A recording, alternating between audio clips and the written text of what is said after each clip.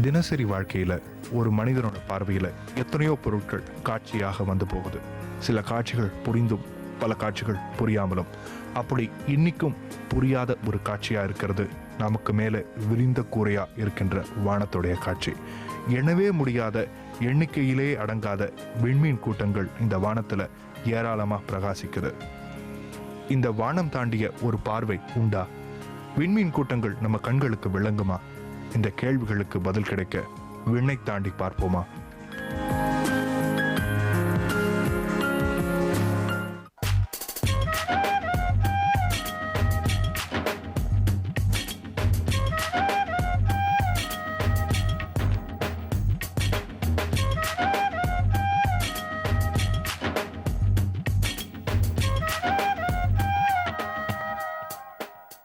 ஒரு பயணம் போகிறோம், இனிய பயணம் போகிறோம், உங்களோடு, உங்கள் பொதுகையோடு.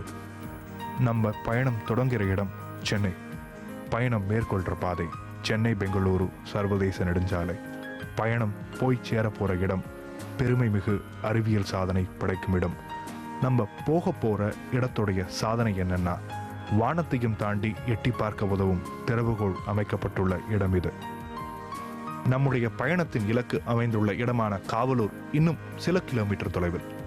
ரம்மியமான சூழ்நிலையில நம்ம போய்கிட்டு இருக்கும் இந்த பாதை கிழக்கு தொடர்ச்சி மலைகளினுடைய பெரிய மலைத்தொடரான ஜவ்வாதி மலைத்தொடர். சுமார் 80 கிலோமீட்டர் அகலமும் 32 கிலோமீட்டர் நீளமும் கொண்டு செய்யாறு மற்றும் அகரம் நதிகள் பாயவும் சுமார் 275க்கும் மேற்பட்ட கிராமங்களை உள்ளடக்கியதாகவும் இருக்கு இந்த மலைத்தொடர். 1967க்கு பின்னாடி இங்கு ஏற்பட்ட ஒரு மிகப்பெரிய அறிவியல் புரட்சியின் காரணமாக இந்த இடத்தோடைய அடையாளம் மெருகேறி இன்னும் நிறைய பெருமைகள் கூடியிருக்குன்னு சொல்லலாம். திரு MKV வைனபாபு அவர்கள், மணாலி கல்லத் வைனபாபு என்பது இவருடைய முழு பெயர். ஆகஸ்ட் 10, 1927 இந்தியாவில் பிறந்த இவர் பின்னாளில் இந்தியாவின் பெருமையாக விளங்கியவர். உலகம் போற்றிய வானியல் ஆராய்ச்சியாளராகவும் பின்பு சர்வதேச வானியல் ஆராய்ச்சி கழகத்தின் தலைவராகவும் விளங்கி உலக வானியல் ஆராய்ச்சிக்கு ஒரு புதிய பரிமாணத்தை அளித்தவர் இவர். இவரது தந்தையும் ஒரு வானியல் ஆராய்ச்சியாளர் தான். 1960களில் வெளிநாட்டிலிருந்து இந்தியா திரும்பிய பப்பு அவர்கள் தன் கடுமையான உழைப்பாலும் சக ஆராய்ச்சியாளர்களோடு இணைந்து சிறப்பாக செயல்பட்டதாலும் குறுகிய காலத்துக்குள்ளேயே, அதாவது 1971ஆம் ஆண்டிலேயே உலக வானியல் ஆராய்ச்சி துறையில் இந்தியாவிற்கு ஒரு தனி இடம் ஏற்படுத்தி கொடுத்தார்.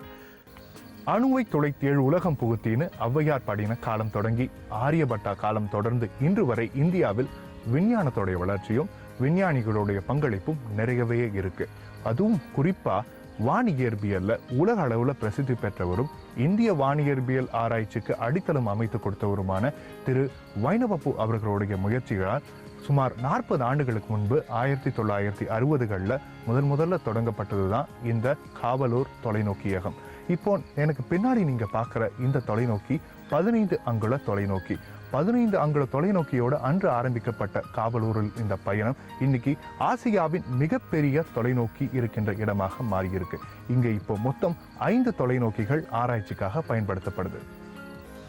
வைனபாபு மற்றும் பிற விஞ்ஞானிகளுடைய அர்ப்பணிப்பால் உருவான இந்த காவலூர் தொலைநோக்கியகத்தை பற்றி இந்திய வானியல் நிறுவனத்தின் தலை சிறந்த விஞ்ஞானிகளில் ஒருவரானவரும் வைனபாபு போன்ற வல்லுநர்களோடு பணிபுரிந்தவருமான டாக்டர் காமேஸ்வர ராவ் அவர்களிடமிருந்து சில தகவல்கள் இப்போது.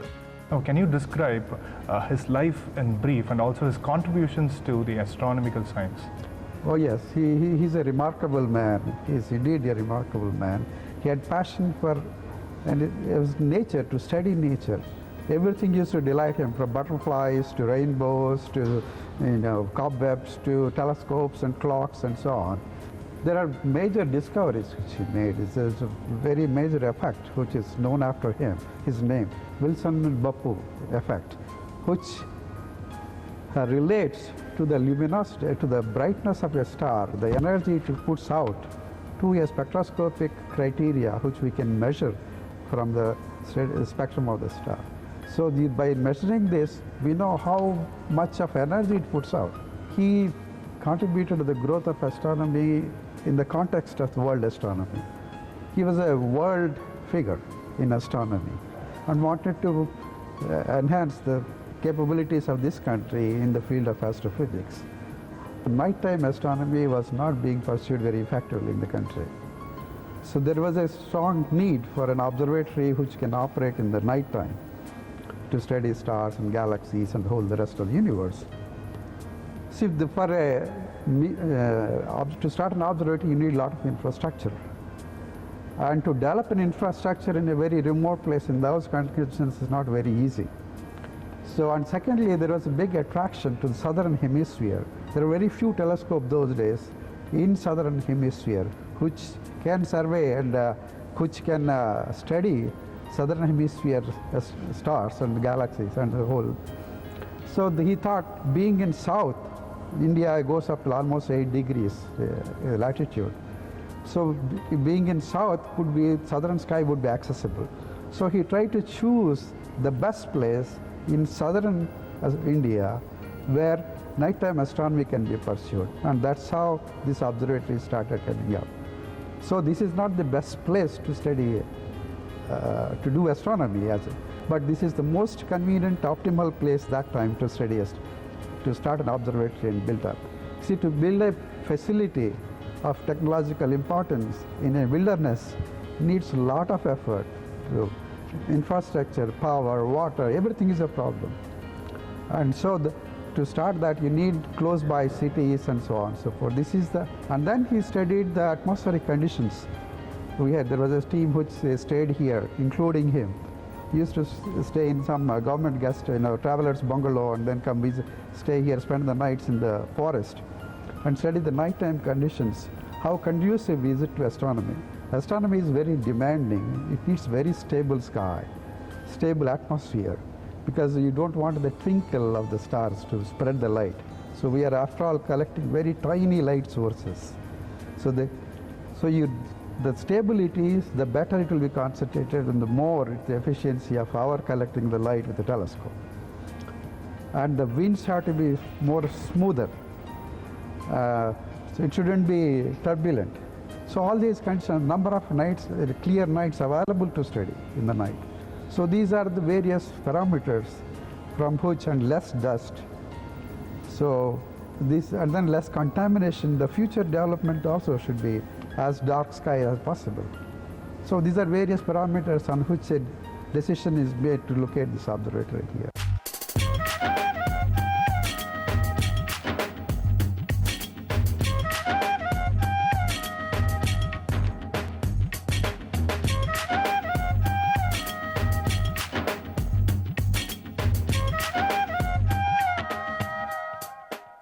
காவலூரில் இருக்கிற வைனபாபு தொலைநோக்கி நிலையத்தில் தொடர்ந்து நிறைய ஆராய்ச்சிகளை தொடர்ந்து நிறைய கண்டுபிடிப்புகளும் நடந்துட்டு வருது. இந்த காவலூர் தொலைநோக்கி நிலையத்துடைய சிறப்பு அம்சங்கள் என்னன்னு தெரிஞ்சுக்கிறதுக்கு நம்மிடையே திரு முத்து மாரியப்பன் அவர்கள் இங்கே இருக்காங்க. இவர் தான் இந்த நிலையத்தில் நிலைய விஞ்ஞானி. இவர்கிட்ட பேசினா இங்கே என்னென்ன சிறப்புகள் மற்றும் இந்த தொலைநோக்கி மற்ற தொலைநோக்கிகளோட எந்த அளவுக்கு அதிகமாக நவீனமயமாக செயல்படுதுன்னு தெரிஞ்சுக்கலாம். அவரிடமே கேட்போம், சார், இப்போ இந்த காவலூரில் இருக்கிற இந்த தொலைநோக்கி மற்ற தொலைநோக்கியகங்களை விட எந்த அளவுக்கு சிறப்பானது? வேணுகோப்பு அப்சர்வேட்டரி என்று சொன்னவுடன் நமக்கு முதலில் வருவது அதனுடைய லொக்கேஷன். இது பூமத்திய ரேகையிலிருந்து 12.5 டிகிரி நார்த்தில் அமைந்துள்ளது. இதனால் ஒரு பெரிய அட்வான்டேஜ் என்னவென்றால், நாம் சதர்ன் ஸ்கை மற்றும் நார்த்தன் ஸ்கை இரண்டையும் நாம் காண முடியும். இந்தியாவில் உள்ள மற்ற அப்சர்வேட்டரி எல்லாமே நார்தன் பார்ட்டில் அமைந்துள்ளது. பொதுவாக அந்த அப்சர்வேட்டரி மூலம் ரொம்பவும் சதர்ன் மோஸ்ட் ஆப்ஜெக்ட்ஸ் எல்லாமே அதையும் காண முடியாது. ஸோ அப்படி இருக்கிற நிலைமையில் இந்த அப்சர்வேட்டரியிலிருந்து தான் மிகவும் சதர்ன் ஸ்கையில் உள்ள ஆப்ஜெக்டை நாம் கண்டிப்பாக அப்சர்வ் பண்ண முடியும். அதில் ஒரு எக்ஸாம்பிள் என்னவென்றால், 1987ஆம் ஆண்டு நடந்த சூப்பர்னோவா என்கின்ற ஒரு நிகழ்வு. அதை இந்த அப்சர்வேட்டரியிலிருந்து விஞ்ஞானிகள் கண்டுள்ளனர். அதிலிருந்து முக்கிய கண்டுபிடிப்புகளையும் அவர்கள் பதித்துள்ளனர். இந்த தொலைநோக்கி அமைந்திருக்கிற இடம் தெற்கு வானத்தை பார்க்கறதுக்கு ரொம்ப வசதியாக இருக்குன்னு சொன்னார். இப்போது இந்த தொலைநோக்கிகளில் இருக்கின்ற கருவிகள், அதனுடைய சிறப்பு அம்சங்கள் என்னன்னு கொஞ்சம் சொல்லுங்கள் சார் எங்களுக்கு. இந்த தொலைநோக்கியில் உள்ள கருவிகள் என்று எடுத்தவுடன் முதலில் நமக்கு ஞாபகத்துக்கு வருவது இங்கு உள்ள வேணுகோப்பு டெலஸ்கோப். இந்த டெலஸ்கோப், இந்த தொலைநோக்கி ஆசியாவிலேயே மிகவும் பெரிய ஆப்டிக்கல் தொலைநோக்கியாகும். இதில் மிகவும் குறிப்பிடத்தக்கது என்னவென்றால் இந்த தொலைநோக்கி முழுமையாக இந்தியாவிலேயே செய்யப்பட்டது. எந்த ஒரு பகுதியும் எந்த ஒரு இதுவும் வெளிநாட்டிலிருந்து தொழில்நுட்பத்தை நாம் வாங்கவில்லை, எல்லாமே இந்தியாவிலேயே செய்யப்பட்டது. இதுதான் மிகவும் முக்கியமான ஒரு அம்சமாகும். அதற்கு பிறகு இரண்டாவதாக நாம் எடுத்துக்கொள்ள வேண்டுமென்றால் இந்த அப்சர்வேட்டரியில் இந்த தொலைநோக்கியகத்தில் தற்போது 3 தொலைநோக்கிகள் ஒரே நேரத்தில் இயங்கிக் கொண்டிருக்கின்றன. இந்த 3 தொலைநோக்கிகளிலும் வெவ்வேறு வகையான அறிவியல் சாதனங்கள், அறிவியல் கருவிகள் நாம் இயக்கப்படுகிறது. அதில் என்னவென்றால், ஒன்று இமேஜிங் அப்சர்வேஷன்ஸ், அதுக்கு தனியாக ஒரு கருவி உண்டு. அதற்கு பின்னாக ஸ்பெக்ட்ரோஸ்கோபிக் அப்சர்வேஷன் என்கின்ற ஒளிக்கற்றைகளை வெவ்வேறு அலைநீளங்களில் பிரித்து பார்க்கக்கூடிய ஒரு கருவி. மூன்றாவது பொலாரிமீட்டர் என்ற கருவி, அங்கே ஸ்டார்களிலிருந்து வரக்கூடிய ஒளிக்கற்றைகளில் எந்த அளவுக்கு போலரைசேஷன் செய்யப்படுகிறது என்பதை பற்றி ஆராயக்கூடிய கருவி. இவைகள் அனைத்தும் உள்ளன. குறிப்பாக ஸ்பெக்ட்ரோஸ்கோபி என்ற கருவி எடுத்தோமென்றால், இங்கு உள்ள இந்த ஆராய்ச்சி நிலையத்தில் வெவ்வேறு ரெசல்யூஷனுடன் கூடிய கருவிகள் இங்கு காணப்படுகின்றன. காவலூர் தொலைநோக்கியகத்தில் இப்போ நீங்கள் எனக்கு பின்னாடி பார்க்குற இந்த தொலைநோக்கி தான் இந்த இடத்தோடைய ஹீரோனே சொல்லலாம். 1986ஆம் ஆண்டு அன்றைய பிரதமர் ராஜீவ்காந்தி அவர்களால் நாட்டுக்கு அர்ப்பணிக்கப்பட்ட தொலைநோக்கி இது. ஆசியாவின் மிகப்பெரிய தொலைநோக்கி, 90 இன்ச் விட்டமுள்ள தொலைநோக்கி. அது மட்டும் இல்லாமல் முழுக்க இந்திய வல்லுநர்களாகவே வடிவமைக்கப்பட்டு நிறுவப்பட்ட தொலைநோக்கி. இந்த தொலைநோக்கி பல பெருமைகள் உள்ளது. இந்த தொலைநோக்கியில் இன்னொரு சிறப்பான ஒரு விஷயம் என்னன்னா, ஆரம்பிக்கப்பட்ட காலம் முதல் இன்று வரை பல ஆராய்ச்சிகளுக்கும் சாதனைகளுக்கும் இந்த தொலைநோக்கியோட தகவல் சேகரிப்பு தான் மிகப்பெரிய பலமாக இருந்து வருது. இதுலயும் ஒரு விசேஷம் என்னன்னா, இங்க இருக்கிற தொலைநோக்கியோட டூம் மட்டுமே கிட்டத்தட்ட 250 டன் இருக்கும்னு சொல்றாங்க. இந்த தொலைநோக்கியோட எடை மட்டுமே 125 டன்களும், தொலைநோக்கியில இருக்கிற ஒவ்வொரு கண்ணாடி, அதாவது மிரரோடைய எடை மட்டும் 3.5 டன்களுக்கும் குறையாம இருக்குன்னு சொல்றாங்க. இத்தனை பிரம்மாண்டமானதாகவும் பெரிதாகவும் இருக்கிற இந்த தொலைநோக்கி இருந்தாலும் இதுல இருக்கிற செயலாக்கமும் அதே நேரத்தில் இதோடைய வடிவமைப்பும் தொழில்நுட்பத்திற்கு ஏற்ற மாதிரியும் தகவல் சேகரிப்புக்கு ரொம்ப அதிக பலம் சேர்க்கிற மாதிரியும் இருக்கும். இந்திய விஞ்ஞானிகளுக்கும் ஒவ்வொரு இந்தியனும் பெருமைப்படும் அளவிற்கும் இந்த தொலைநோக்கி நமக்கு இந்தியாவுக்கு ஒரு பெரிய பலம். இதன் ஒரு புறம் ஹார்ஷூ ஸ்ட்ரக்சரில் பொருத்தப்பட்டுள்ளது. அந்த ஹார்ஷூ ஸ்ட்ரக்சர் என்பது அதிக அழுத்தத்துடன் கொண்ட எண்ணெய் உள்ள சேம்பரில் நிறுவப்பட்டுள்ளது. இதன் மூலம் அதற்கு மிக குறைந்த ஃப்ரிக்ஷன் கிடைக்குது. அதனால் இந்த மிகப்பெரிய, அதாவது 125 டன் எடை கொண்ட இந்த டெலஸ்கோப் எளிதாக மூவ் செய்ய முடிகிறது. இந்த டெலஸ்கோப் அமைந்த இந்த லொக்கேஷனின் லேட்டிடியூட் 12.5 டிகிரி என்பதால் இது சவுத்திலிருந்து நார்த் நோக்கி புவித்தளத்திலிருந்து 12.5 டிகிரி அதிக இன்க்ளினேஷன் உள்ளது. எனவே நார்த் போல் என்கின்ற இந்த இது சவுத் பில்லரை விட கொஞ்சம் அதிக உயரத்தில் உள்ளது. இந்த டெலஸ்கோப் 2 வெவ்வேறு மோட்டார்களை கொண்டுள்ளது. ஒன்று இயங்கும் பொழுது இந்த டெலஸ்கோப் டெக்ளினேஷன் என்று சொல்கின்ற வடக்கு தெற்கு திசைகளில் நகரும். அடுத்த மோட்டார் இயங்கும் பொழுது இந்த டெலஸ்கோப் கிழக்கு மேற்கு என்ற திசைகளில் நகரும். இப்படி 2 திசைகளில் நகருவதால் வானத்தில் உள்ள எல்லா நட்சத்திரங்களையும், எல்லா பொருள்களையும், ஆப்ஜெக்ட்களையும் நாம் இந்த கருவி கொண்டு அப்சர்வ் செய்ய முடியும். அந்த டெலஸ்கோப் மேலே உள்ள டோம் என்பது 360 டிகிரி ரொட்டேட் செய்யக்கூடியது. எந்த பொருளை நோக்கி தொலைநோக்கி கண்டு கொண்டிருக்கிறோம் அந்த திசைக்கு அந்த டோமை திருப்பிக் கொள்வோம். பின்பு அந்த ஷட்டரை திறந்து கொண்டால் அந்த ஸ்டாரிலிருந்து, அந்த விண்வெளி, அந்த நட்சத்திரத்திலிருந்து ஒளி டெலஸ்கோப்புக்கு சேரும். இந்த டெலஸ்கோப்பும் பிரைமரி மிரர் 2.34 மீட்டர் கொண்டதாகும். இந்த பிரைமரி மிரர் பேரபோலிக் சர்ஃபேஸ் கொண்ட ஒரு உருவத்தில் வடிவமைக்கப்பட்டுள்ளது. ஸோ நட்சத்திரங்களில் இருந்து வரும் இணையான கதிர்கள் இந்த பேரபோலிக் சர்ஃபேஸ் பட்டவுடன் பிரைம் ஃபோக்கஸ் என்ற இடத்தில் அது குவிகிறது. அந்த பிரைம் ஃபோக்கஸிற்கு முன்னால் செகண்டரி மிரர் என்கின்ற ஒன்று வைக்கப்பட்டுள்ளது. இந்த செகண்டரி மிரர் அந்த கதிர்களை வாங்கி கொண்டு மறுபடியும் பிரைமரி மிரர் நோக்கி பின்னோக்கி அனுப்புகிறது. அங்கு பிரைமரி மிரரில் உள்ள மத்தியில் உள்ள ஒரு ஓட்டை வழியாக இந்த கதிர்கள் வெளியே வருகின்றன, வெளியே வந்து குவிகின்றன. அந்த இடத்தின் பெயர் கேசக்ரீன் ஃபோக்கஸ். ஸோ இந்த தொலைநோக்கியில் ஏதாவது இந்த ஒரு ஃபோக்கஸில் நாம் அறிவியல் சம்பந்தப்பட்ட இன்ஸ்ட்ருமெண்ட்டை பொருத்தலாம். பிரேம் ஃபோக்கஸில் பொருத்தினால் அது பேர் பிரேம் ஃபோக்கஸ் இன்ஸ்ட்ருமெண்ட் என்றும், கேசக்ரீன் ஃபோக்கஸில் பொருத்தினால் அதற்கு கேசக்ரீன் இன்ஸ்ட்ருமெண்ட்டும் செயல்படும். இங்கு இருக்கின்ற 3 முக்கிய இன்ஸ்ட்ருமெண்ட்களில் கருவிகளில் ஒன்று கேசக்ரீன் ஃபோக்கஸில் பொருத்தப்படுகிறது. அது வந்து medium resolution, low resolution spectrograph. இன்னொன்று பிரேம் ஃபோக்கஸில் பொருத்தப்படுவது என்னவென்றால் மிக அதிக ரெசல்யூஷன் கொண்ட எஷல் ஸ்பெக்ட்ரோகிராஃப். ஆனால் இந்த எஷல் ஸ்பெக்ட்ரோகிராஃப் என்பது மிகவும் அதிக எடை கொண்ட, அதுவும் எந்த வைப்ரேஷனும், எந்த அதிர்வும், எந்த தூசுகளும் இல்லாமல் பாதுகாக்கப்பட வேண்டும் என்பதால் அவை அந்த இன்ஸ்ட்ருமெண்ட் பாதுகாப்பான ஒரு அறைக்குள் வைக்கப்பட்டுள்ளது. அந்த இன்ஸ்ட்ருமெண்ட்டுக்கு செல்லும் ஒளிக்கற்றைகள் பிரேம் ஃபோக்கஸில் உள்ள ஃபைபர் என்கின்ற ஃபைபர் ஆப்டிக்ஸ் மூலம் வந்து அங்கு எடுத்து செல்லப்படுகிறது. இந்த இன்ஸ்ட்ருமெண்ட்டை பற்றி, அந்த இன்ஸ்ட்ருமெண்ட் இங்கு வருவதற்கு காரணமாக இருந்த ப்ரொஃபஸர் N.K. ராவ் அவர்கள் தெளிவாக பேசுவார்கள்.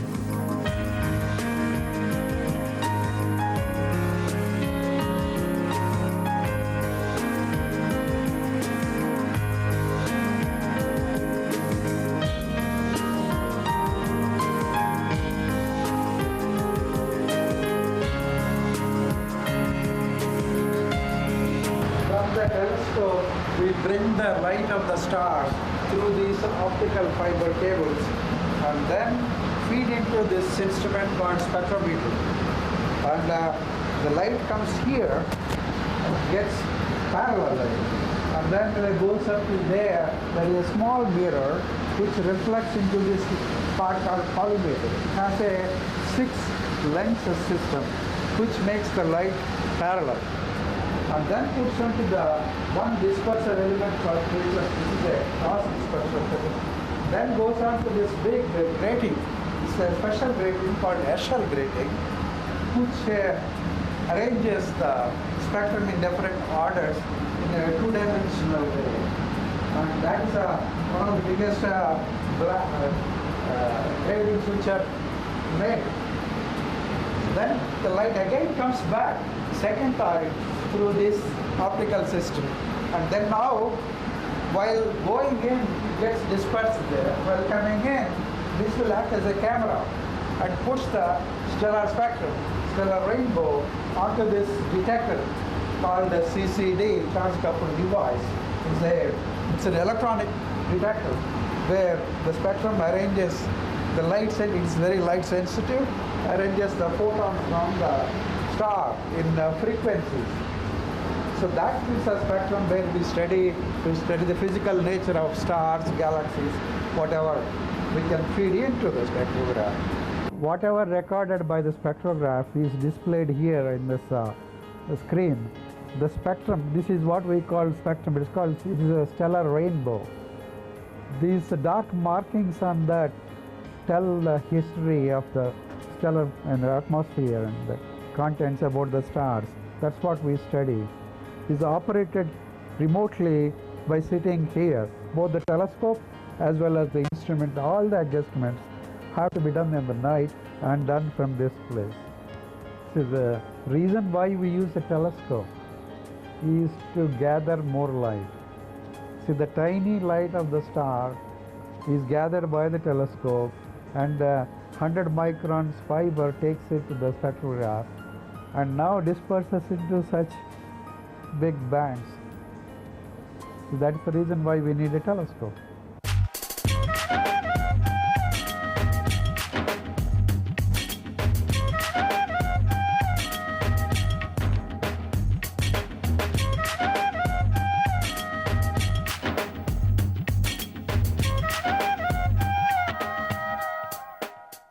காவலூரில் இருக்கிற 5 தொலைநோக்கிகளில் ஒரு முக்கியமான தொலைநோக்கி பக்கத்துலேருந்து நான் பேசிகிட்டு இருக்கேன். இந்த இடத்துல என்ன சிறப்புனா சுற்றியும் மலைகள், நல்ல பசுமையான மரங்கள், நிறைய பறவைகளோட சத்தங்கள், இதையெல்லாவோட சேர்த்து இந்த இடம் வந்து 40 இன்ச் டெலஸ்கோப்னு சொல்லக்கூடிய 40 இன்ச் அளவுடைய டெலஸ்கோப்புடைய கேட்வாக்ல இருந்து தான் பேசிகிட்டு இருக்கேன். இந்த இடத்தோட சிறப்பு என்னன்னு கேட்டிங்கன்னா 1970லேருந்து 72ஆம் ஆண்டு இந்த இடத்துக்கு மிகப்பெரிய பங்காற்றிய, அதுவும் முக்கியமாக இந்தியன் ஆஸ்ட்ரோஃபிசிக்ஸ்னு சொல்லப்படுகிற இந்தியாவில் இருக்கிற வான் இயற்பியல் ஸ்டடீஸ்க்கு மிக முக்கியமான பங்கு வகித்த திரு வைனபாபு அவர்கள் அவர்களுடைய அணியினரோடு சேர்ந்து இந்த இடத்துல உழைத்து நிறைய கண்டுபிடிப்புகளை கொடுத்துருக்கார். உதாரணத்துக்கு யுரேனஸை சுற்றி இருக்கிற வளையங்கள், சாட்டர்ன்ற பிளானட்டை சுற்றி இருக்கிற வளையங்கள், இப்படிப்பட்ட கண்டுபிடிப்புகள்லாம் இந்த இடத்துல இருந்தால் கண்டுபிடிக்கப்பட்டிருக்கு. அந்த காலத்தில் இவ்வளோ பெரிய ஒரு ஸ்ட்ரக்சரை உருவாக்குறதுன்றது ரொம்ப சாதாரணமான காரியம் இல்லை. இப்பொழுது நீங்கள் பார்த்து கொண்டிருப்பது இந்த அப்சர்வேட்டரியில் உள்ள இரண்டாவது பெரிய டெலஸ்கோப். இதனுடைய பிரைமரி மிரருடைய அளவு 40 இன்ச் டயமீட்டர். இது பிரைமரி மிரர் வந்து ஒரு ஹைபர்பாலிக் பிரைமரி மிரர். இந்த பிரைமரி மிரர் ஸ்டார் அல்லது விண்வெளியிலிருந்து வரக்கூடிய பேரலல் ரேஸ் கலெக்ட் பண்ணி வந்து இட் சென்ஸ் பேக், இது ரெஃப்ளெக்ட் பண்ணி பின்னாடி அனுப்புது. அங்கே ஒரு 14 இன்ச் டயமீட்டர் உள்ள ஒரு செகண்டரி மிரர் ஒன்று உள்ளது. அந்த செகண்டரி மிரர் வந்து அந்த ரேஸை வாங்கி கொண்டு மறுபடியும் பின்னோக்கி அனுப்புகிறது. இந்த டெலஸ்கோப்பினுடைய மத்தியில் ஒரு ஹோல் உள்ளது. அந்த ஹோல் வழியாக அந்த ரேஸ் கீழாக பின்னோக்கி வருகிறது. அந்த ரேஸை வந்து இந்த இன்ஸ்ட்ருமெண்ட், இது வந்து ஒரு மீடியம் ரெசல்யூஷன் ஸ்பெக்ட்ரோகிராஃப், இது வந்து அந்த ரேஸை கலெக்ட் பண்ணி செய்து கொண்டு அதை டிஃப்ரெண்ட் வெவ்வேறு வேவ்லெங்த்தில் வந்து அதோட இன்டென்சிட்டி எப்படி என்பதை பற்றி ஆராய்வதற்கு உதவுகிறது. இங்கு ஒரு கிரேட்டிங் உள்ளது. இந்த கிரேட்டிங்கை நம்ம மாற்றிக்கொள்ளலாம். 3 வகையான கிரேட்டிங் உள்ளது. அந்த கிரேட்டிங் எவ்வளவு ஒரு ரெசல்யூஷன் நம்மளுக்கு தேவைப்படுகிறதோ அதற்கு தகுந்தவாறு மாற்றிக்கொள்ளலாம். ஹையஸ்ட் ரெசல்யூஷன் நம்ம இதில் வந்து ஒரு 11,500 வரைக்கும் செல்லலாம். வந்து இது வந்து காலிமீட்டர். அந்த டெலஸ்கோப்பில் வந்து வருகிற ஒளிக்கற்றைகளை இது வந்து பேரலல் பீமாக மாற்றுகிறது.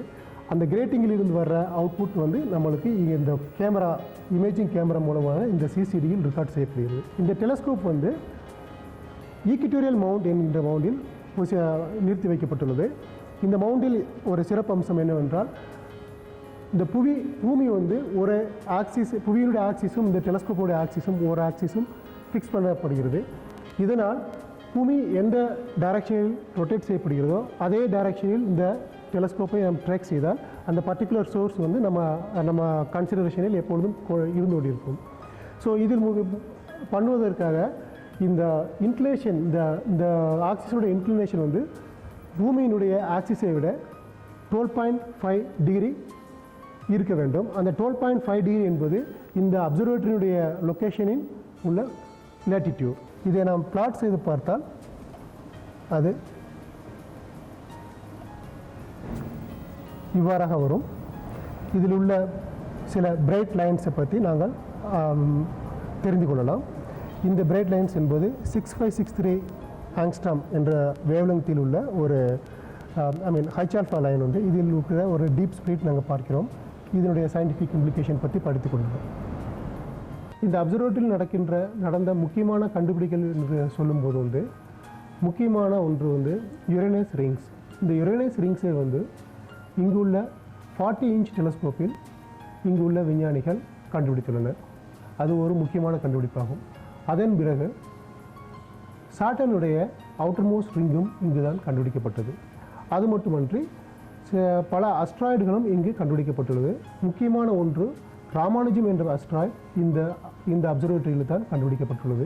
மற்றும் கனிமேடை என்ற துணைக்கோளின் உள்ள அட்மாஸ்பியர் இங்குள்ள டெலஸ்கோப்பில் தான் வந்து விஞ்ஞானிகளால் கண்டுபிடிக்கப்பட்டது. நான் கடந்த 35 ஆண்டுகளாக இங்கு பணிபுரிந்து வருகிறேன். என்னுடைய பணிக்காலத்தில் 2 முக்கியமான நிகழ்வுகள் நடந்தன. ஒன்று 1977 வருடம் மார்ச் மாதம் 10ஆம் தேதி யுரானஸ் என்னும் கிரகம் ஒரு ஸ்டாரை அக்கல்ட் செய்தபோது எடுத்த அப்சர்வேஷனை வைத்து யுரானஸுக்கு ரிங் சிஸ்டம் இருக்கிறது என்பதை கண்டுபிடிக்கப்பட்டது.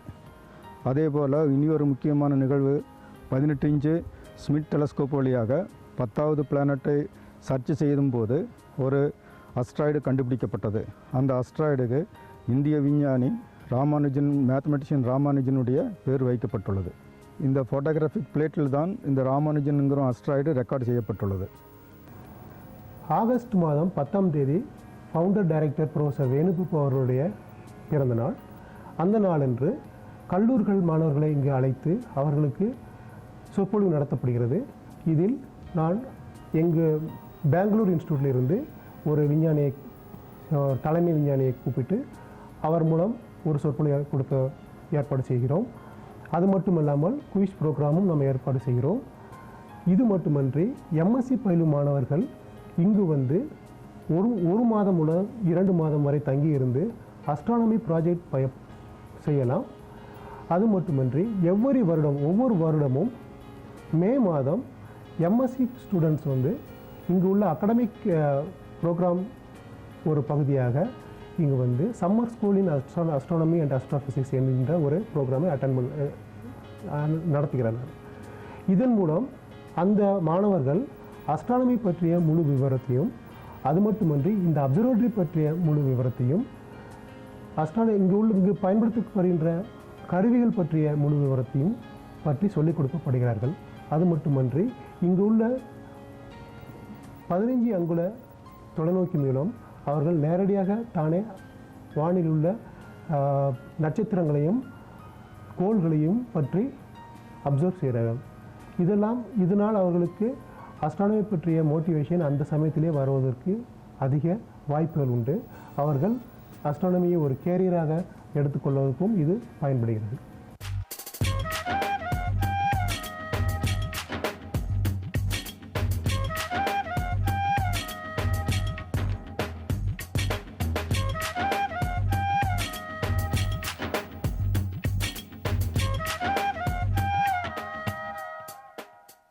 காவலூர் தொலைநோக்கியகத்தில் நடக்கிற ஆராய்ச்சிகளை தொடர்ந்து மாணவர்களுக்கு பயிற்சியும் அவங்களுக்கு ஊக்குவிப்பும் அளிக்கிறாங்கன்னு முதலியே சொல்லியிருந்தோம். அப்படி இந்த இடத்துல வானியல் ஆராய்ச்சிக்கு அறிமுகமாகி பின்பு இங்கேயே PhD பயின்று இன்றைக்கி உலக அளவில் பிரபலமாக இருக்கிற ஒரு விஞ்ஞானியை சந்திக்க போகிறோம். அவங்க இங்கே பயின்றதுக்கு அப்புறமா ஐரோப்பா, அமெரிக்கா தொடர்ந்து பல நாடுகளில் பணி செஞ்சு பின்பு இன்றைக்கி அமெரிக்கன் அஸ்ட்ரானமிக்கல் சொசைட்டியில் ஒரு மெம்பராகவும் இருக்காங்க. அவங்க டாக்டர் சிவராணி அவர்கள். இங்கேருந்து தொடர்ந்து அவங்களோட பயணம் இன்றைக்கி பெரிய விஞ்ஞானி ஆனதுக்கு அப்புறமா மீண்டும் இந்தியன் இன்ஸ்டியூட் ஆஃப் அஸ்ட்ரானமிலேயே ஒரு விஞ்ஞானியாக பணிக்கு சேர்ந்து தொடர்ந்து ஆராய்ச்சிகள் செய்திருக்காங்க. அவங்கக்கிட்ட பேசுவோம். நான் 2000 வந்து என்னோடய PhD முடித்தேன் இங்கே IIA-லேருந்து. அதுக்கப்புறம் ஒரு 8 இயர்ஸ் 2 இயர்ஸ் யூரோப்லேயும் ஒரு 5 வருஷம் அமெரிக்காலையும் I was trained. I continue to do research. என்னோட மெயின் இன்ட்ரெஸ்ட் என்னதுன்னா இந்த ஓல்டு ஸ்டார்ஸ் அதில் என்னென்ன எலிமெண்ட்ஸ் எவ்வளவு இருக்குதுன்றதை ஸ்டடி பண்ணுறதுலேருந்து we can predict what was the first stars in the universe. இங்கே எனக்கு பின்னாடி பார்க்குற இந்த தொலைநோக்கி வந்து காவலூரில் இருக்கிற 30 inch டெலிஸ்கோப். இது வந்து ப்ரொஃபஸர் வைனுபப்புவால் 1970 நிறுவப்பட்டது. இது வந்து முழுக்க இன்ஸ்டிடியூட்டில் இருக்கிற விஞ்ஞானிகளால் உருவாக்கப்பட்ட ஒரு தொலைநோக்கி. இந்த தொலைநோக்கியில் முன்னாடி ஒரு 3 இம்பார்ட்டண்ட் முக்கியமான இன்ஸ்ட்ருமெண்ட்ஸ் இருந்தது. ஒன்று வந்து ஃபோட்டோ மல்டிப்ளையர். அது வந்து நட்சத்திரத்தில் இருக்கிற ஃபோட்டான்ஸ், அதாவது லைட் ஃபோட்டான்ஸை கலெக்ட் பண்ணி எவ்வளோ வருது, நட்சத்திரத்தோட எவ்வளோ தொலைவில் இருக்குது, அதோட எவ்வளோ வெப்பம் எவ்வளவு இருக்குது, அதோட டெம்பரேச்சர், அதோட சைஸஸ், அதெல்லாம் ஸ்டடி பண்ணுறதுக்காக இது உபயோகிக்கப்படுது. இன்னொரு இன்ஸ்ட்ருமெண்ட் என்னதுன்னா நியர் இன்ஃப்ராரெட், அதாவது அகச்சிவப்பு கதிர்கள், அதாவது நியர் இன்ஃப்ராரெட் லைட்டை கலெக்ட் பண்ணுற இன்ஸ்ட்ருமெண்ட்.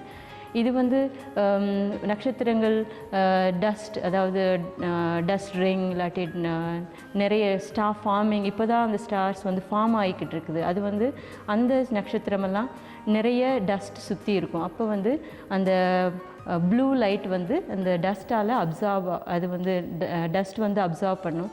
இந்த நட்சத்திரம் வந்து நியர் இன்ஃப்ராரெட் லைட்டில் தான் பிரைட்டாக இருக்கும். இந்த மாதிரி ஸ்டார்ஸை ஸ்டடி பண்ணுறதுக்கு வந்து இந்த இன்ஸ்ட்ருமெண்ட் வந்து ரொம்ப முக்கியமானது.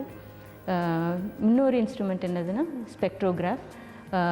அதுவும் நட்சத்திரத்தோட ஸ்பெக்ட்ரல் எனர்ஜி டிஸ்ட்ரிபியூஷன் அதோட லைன்ஸ் ஸ்பெக்ட்ரல் லைன்ஸ் நம்ம ஏற்கனவே சொன்னோம், ஃப்ரான்ஹாஃபர் லைன்ஸ், அந்த மாதிரி லைன்ஸ் ஸ்பெக்ட்ரல் லைன்ஸ் மூலமாக நட்சத்திரம் எவ்வளோ சூடாக இருக்குது, அதோட ஏஜஸ் எவ்வளவு, அந்த மாதிரி ஸ்டடி பண்ணுறதுக்கு முக்கியமானது.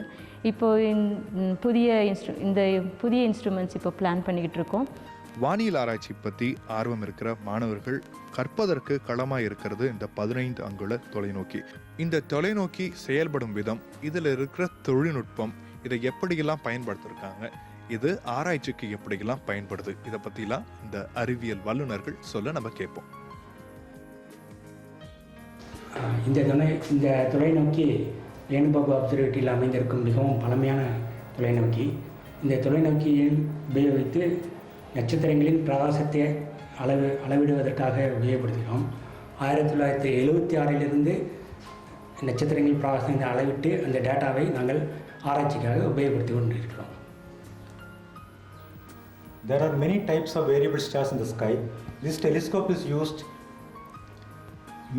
mainly to study the variations of a particular group of stars, where the light variation is because of the presence of star spots, which are similar to sunspots but present on a much larger scale.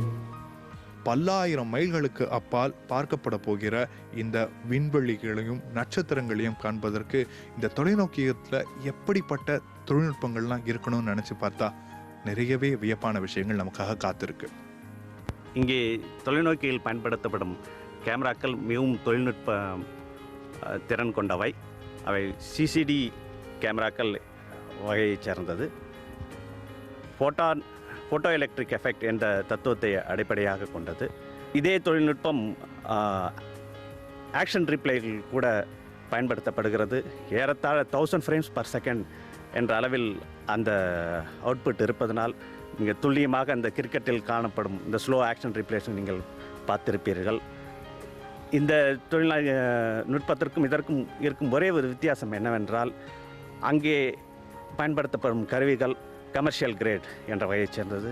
இங்கே பயன்படுத்தப்படும் கருவிகள் scientific great என்று சொல்லப்படுகிறது. வித்தியாசம் exposure டைமில் அதெல்லாம் 25 frames per செகண்டாக இருக்கும். இதெல்லாம் ஈவன் 1 மணி நேரத்துக்கு ஒரு ஃப்ரேமாக கூட இருக்கும். இந்த வகையான திறன்மிக்க கேமராக்கள் இருப்பதனால்தான் தொலைதூரத்தில் நடக்கும் நிகழ்ச்சிகளையும் நாம் துல்லியமாக கணக்கிட்டு என்ன நடக்கிறது என்று நாம் தெளிவாக உணர்ந்து கொள்ள முடியும்.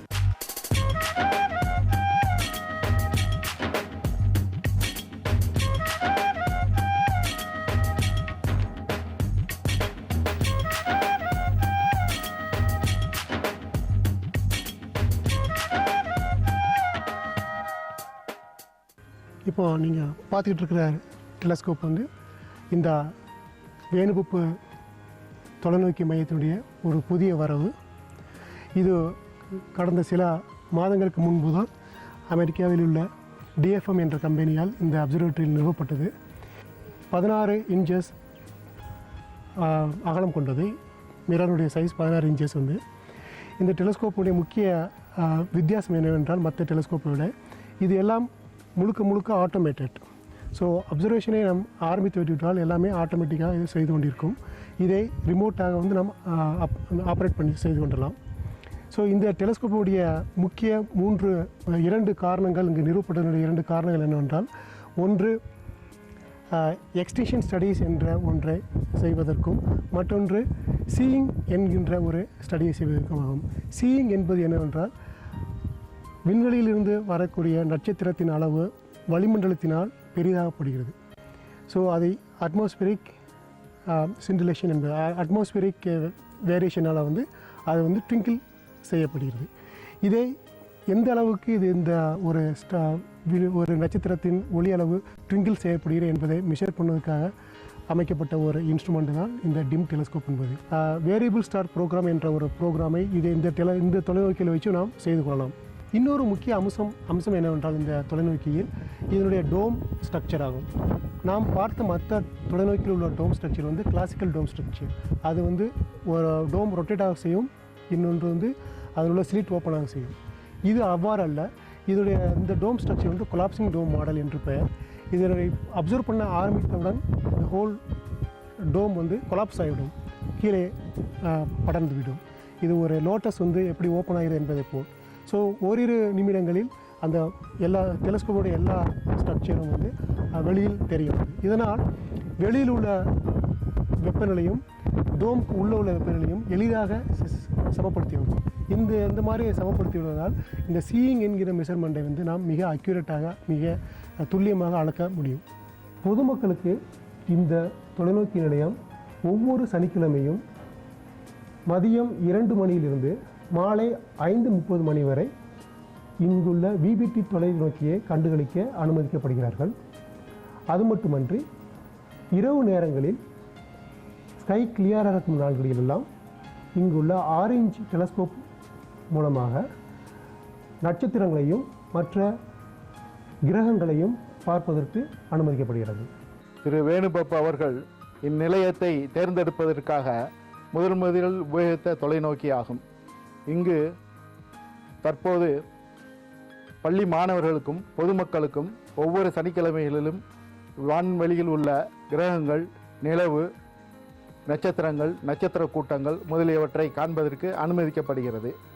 மேலும் வான்வெளியில் நடக்கும் சிறப்பு அதிசயங்கள் நடக்கும் சமயத்தில் இத்தொலைநோக்கியின் மூலமாக காண்பதற்கு சிறப்பு ஏற்பாடுகளும் செய்யப்படுகிறது. அச்சமயத்தில் பள்ளி மாணவர்கள் தங்கள் ஐயங்களை கேட்டு விளக்கங்களை பெற்றுக்கொள்ளலாம். ஒரு அப்சர்வேட்டரியை இயக்குவதற்கான எல்லா வசதிகளும் இங்கு அமைந்துள்ளன. குறிப்பாக electronics lab, power house, carpentry section, workshop, liquid nitrogen plant, aluminisation plant, weather station இவை போன்ற எல்லா வசதிகளும் இங்கேயே அமைந்துள்ளன. எந்த ஒரு தொலைநோக்கியகத்திற்கும் முழுமையான உட்கட்டமைப்பு வசதிகளும் துணை வசதிகளும் இருக்கிறது அவசியம். இங்கே இந்த தொலைநோக்கியகத்தில் ஒரு வானிலை தகவல் சேகரிப்பு மையத்தை இங்கே நிறுவியிருக்காங்க. இந்த தானியங்கி வானிலை தகவல் சேகரிப்பு மையம் மூலமாக சூரியனுடைய ஒளி அளவையும், காற்றினுடைய வேகத்தையும், காற்றினுடைய திசையையும், அது மட்டும் இல்லாமல் வெளிமண்டலத்தில் இருக்கின்ற ஈரப்பதத்தையும் கணக்கிட முடியுது. அதையும் தாண்டி இங்கே மழையினுடைய அளவை கணக்கிடுறதுக்காக தனியாக ஒரு கருவியும் நிறுவியிருக்காங்க.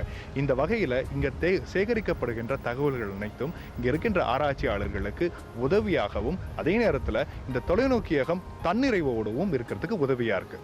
மாறி வரும் தொழில்நுட்பத்திற்கு ஏற்ற மாதிரி டெலஸ்கோபிக் டெக்னிக்ஸ், அதாவது தொலைநோக்கிகளுடைய தொழில்நுட்ப திறனும் மாறி வருது. முன்காலத்தில் வெறும் லென்ஸ்கள் மட்டுமே பயன்படுத்தப்பட்ட காலம் மாறி இன்னைக்கு மிரர்கள்ன்றப்பற கண்ணாடி வகைகளை உபயோகப்படுத்துகிறாங்க. ஒரு டெலஸ்கோப்பில் பிரைமரி மிரர் மற்றும் செகண்டரி மிரர்னு 2 மிரர்கள் இருக்குது. இந்த கண்ணாடிகளுடைய பிரதிபலிப்பு திறன், அதாவது ரிஃப்ளெக்ஷன் பாயிண்ட்டை உயர்த்துறதுக்கு அந்த கண்ணாடிகளுக்கு அலுமினியம் கோட்டிங் கொடுக்கறது ரொம்ப அவசியமாகுது. தொலைநோக்கிகளில் பயன்படுற கண்ணாடிகளுக்கு அலுமினியம் கோட்டிங் கொடுக்குற இந்த சேம்பருடைய பெயர் தின் ஃபிலிம் கோட்டிங் பிளான்ட். இப்போது நீங்கள் பார்த்துக்கிட்டு இருக்கிறதா வந்து காவலூர் விண்வெளி ஆராய்ச்சி நிலையத்தில் உள்ள அலுமினைசேஷன் சேம்பர். இந்த அலுமினைசேஷன் சேம்பர் எதற்காக பயன்படுத்துகிறது என்றால், தொலைநோக்கியினுடைய மிரர்கள் இரண்டையும் அதனுடைய பிரதிபலிப்பு தன்மையும் அதிகப்படுத்தவும், அதை மெயின்டைன் பண்ணவும், அதனுடைய பிரதிபலிக்கும் சர்ஃபேஸை வந்து நாம் அலுமினைசேஷன் கோட்டிங் செய்ய வேண்டும். அப்படி கோட்டிங் செய்வதற்கான ஒரு யூனிட் தான் இங்கு உள்ளது. இந்த யூனிட் மூலமாக 50 இன்ச் வரை உள்ள ஒரு மிரரை வந்து நாம் கோட் செய்யலாம். இங்கு காவலூர் உள்ள மிரர் மட்டுமல்ல, மற்ற இந்தியாவில் உள்ள மற்ற தொலைநோக்கிகளினுடைய மிரரும் இங்கே தான் கோட்டிங் செய்யப்பட்டது. இப்பொழுது இந்த அலுமினைசேஷன் சேம்பர் திறந்திருப்பதை காண்கிறோம். இதில் ஒரு பகுதி நீங்கள் பார்த்து கொண்டிருக்கிறீர்கள். இதில் தான் இங்கு அலுமினைசேஷன் செய்யப்படுகிற மிரரை பொருத்த வேண்டும். இங்கு 6 அங்குலம் முதல் 50 அங்குலம் வரை உள்ள மிரர்களை எல்லாம் இங்கு அலுமினைசேஷன் செய்யலாம். இது அலுமினைசேஷன் சேம்பருடைய 2வது பாகம். இந்த பாகத்தில் 36 ஃபிலமெண்ட்ஸ் பொருத்தப்பட்டுள்ளது. இங்கு பார்ப்போம் ஒவ்வொன்றும் ஒவ்வொரு ஃபிலமெண்ட்ஸ். இந்த ஃபிலமெண்ட்ஸ் 9 இன்ச் நீளமுடையது. இந்த ஃபிலமெண்ட் சுற்றி வந்து பியூர் அலுமினியம் பொருத்தப்பட்டுள்ளது, காயில் பொருத்தப்பட்டுள்ளது. அது 99.99% அலுமினியம் கொண்டது. இந்த ஃபிலமெண்ட்ஸ் 36 ஃபிலமெண்ட்ஸும் 2 பிரிவுகளாக பிரிக்கப்பட்டுள்ளது. ஒரு பிரிவில் 24 ஃபிலமெண்ட்ஸ் உள்ளது, இன்னொரு பிரிவில் 12 ஃபிலமெண்ட்ஸ் உள்ளது. இந்த ஃபிலமெண்ட்ஸ் எல்லாம் ஒரு 6 வோல்டேஜ் 200 ஆம்பியர் மின்சாரம் கொண்ட மின்கலத்துடன் பொருத்தப்பட்டுள்ளது. இவை முதலில் இந்த சேம்பரில் உள்ள அலுமினைசேஷன் ப்ராசஸ் ஆரம்பித்தவுடன் இந்த அலுமினியத்தை எல்லாம் லோட் பண்ணிவிட்டு இங்கு உள்ள மிரரையும் மற்றும் இங்கு பொருத்தி கொண்டு முதலில் அதை எவாக்குவேஷன் செய்ய வேண்டும். இங்கு உள்ள ப்ரெஷர் அட்மாஸ்பியரிக் ப்ரெஷரை விட ஒரு மில்லியனில் ஒரு பகுதியாக இருக்கும் பொழுது இங்குள்ள முதல் செட்டப் 24 ஃபிலமெண்ட்ஸும் ஆன் செய்யப்படுகிறது. இதனால் அங்கு உள்ள அந்த அலுமினியம் அதிலிருந்து எவாபரேட் ஆகி எதிரே உள்ள மிரரில் போய் படுகிறது. இது ஒரு 15 நிமிடங்கள் நடக்கும். அதன் பின்பு இரண்டாவது செட் 12 ஃபிலமெண்ட்ஸும் ஆன் செய்யப்படும். பின்பு அந்த ஃபிலமெண்ட்ஸ் உள்ள அலுமினியமும் அதில் போய் படிக்கும். மொத்தம் ஒரு அரை மணி நேரத்துக்குள் இந்த அலுமினைசேஷன் ப்ராசஸ் செய்து முடிக்கப்படும். ஆனால் இதற்கான ப்ரிப்பரேஷன் முன்னாடியே செய்ய வேண்டியது, எவாக்குவேட் பண்ணுறது, இந்த மாதிரி மற்ற ப்ராசஸ் எல்லாமே சேர்த்து ஒரு மிரரை அலுமினைசேஷன் செய்வது என்பது ஒரு 3 நாட்கள் கொண்ட ஒரு செயலாகும்.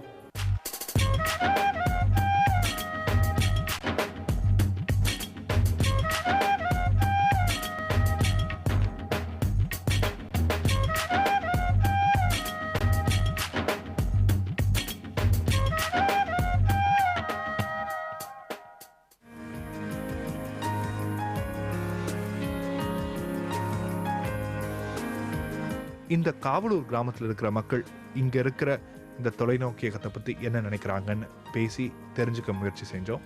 இதோ அவங்க பேசுகிறாங்க. நான் இதே காவலூர் வில்லேஜ், நான் இதே ஊருங்க. நான் இங்கே வந்து சின்னப்பந்து இதே இடத்துல வேலை செய்கிறேன். வரப்போக ரொம்ப நெருப்பாயிட்டாங்க. அவங்க டைரக்டர்லாம் நல்லா பேச கொள்ள செஞ்சுட்டு ஒரு கொஞ்ச நாள் அப்படியே வேலை செஞ்சுட்டுனேன். அப்புறம் எங்களுக்கு வேலை பரமிட்டு கொடுத்துட்டாரு. இது வந்ததுனால தான் எங்களுக்கு தார் ரோடு எல்லா வசதியும் கிடச்சிது. ஏன்னா சுத்தட்டத்தில் ஒரு 5-6 கிராமத்தில் வந்து படிக்காதவங்க கூட வேலை வாய்ப்பு கிடச்சதுனால நல்ல ஒரு இதாகும். இது இருக்கிறதுனால தான் நமக்கு ஒரு வளர்ச்சி நல்லாயிருக்கும். இது அப்சர்வேட்டரி வராதுக்கு முன்னால் பஸ் வசதி அந்த அளவுக்கு இல்லை. இது வந்ததுக்கப்புறம் பசங்க படிக்கிறதுக்கு வேணும், ஓரளவுக்கு படிக்காதவங்களாம் வேலை வாய்ப்பு கிடச்சிது. How do you see the generation next, and what are the motivating factors that are provided to the next generation? There are lots of opportunities, and the Indian younger generation should grab these, and the facilities which we are built are only the first steps, the beginnings to go and achieve much more in science, and much more asking much more deeper and subtle questions. The beauty of science is to ask questions, and always you might not find answers at the instantly. It is going to be built up step by step, and you participate in this activity. That is the thrill. Kavalur, in the Javadi hills of Tamil Nadu, where the lone eagle soars high in the clear sky, the peahen struts glamorously in her surroundings, and where astronomers of the Indian Institute of Astrophysics probe the mysteries of the universe. வேகமாக ஓடிட்டு இருக்கிற வாழ்க்கை முறையில் நம்ம நிதானமாக நின்று பார்க்கறதுக்கு கூட நேரம் இல்லை. ஆனால் ஒரு நொடி, ஒரு நிமிஷம் நின்று நம்ம சுற்றி பார்த்தா எத்தனையோ வியப்பான சாதனைகள் நம்ம சுற்றி நடந்துக்கிட்டு தான் இருக்குது. அப்படி ஒரு சாதனை படைக்கும் இடமா, பல வானியல் நிகழ்வுகளை படம் பிடிக்கும் இடமா இருக்கிற காவலூர் தொலைநோக்கியத்தை பற்றி இன்னைக்கு சில தகவல்கள் தெரிஞ்சுக்கிட்டோம். இந்த தகவல்களை எல்லாம் பார்க்கும்பொழுது நம்முடைய நாட்டில் நம்முடைய விஞ்ஞானிகள் தங்களுடைய உழைப்பை கொடுத்து இத்தனை சாதனைகளை செஞ்சுருக்காங்க அப்படின்னு நினைக்கும் பொழுது பெருமையாக இருக்கு. இன்னும் பெருமைப்படுவதற்கான தகவல்கள் இந்த இடத்துல நிறைய கண்டுபிடிப்புகளும் உருவாகும் என்ற நம்பிக்கையோடு விண்ணை தாண்டி தொடர்ந்து பார்ப்போம்.